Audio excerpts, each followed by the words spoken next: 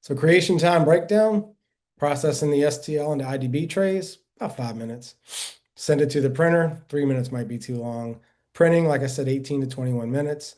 Post-processing, you have pretty much a 8 to 10 minute wash and cure situation, and then placing brackets in the tray. So about 43 minutes total.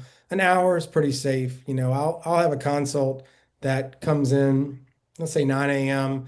for an 11 o'clock start. Well, we already got the STL. That's easy to do. We're going to have those ready in no time. And how much do I, the doctor, have to be involved in the process? As much as I want to. I probably want to go in and make sure that the brackets are exactly right. But if you're the doctor, you got a busy practice, you're out there running and gunning, but you really like the indirect and the way that it helps you get the brackets on and the positioning, have your team member get everything ready. You go in the computer and say, yep, yep, let me tweak that, let me tweak that, go.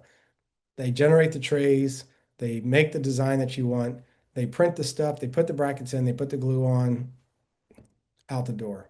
You don't have to wait 2 weeks anymore for indirect bonding proficiency in your office. You can do it that day if you choose to, but you have full control, just like the uLab platform always provides us as doctors. You have full control over the timing and the design of what you're going to be providing that patient. Fantastic.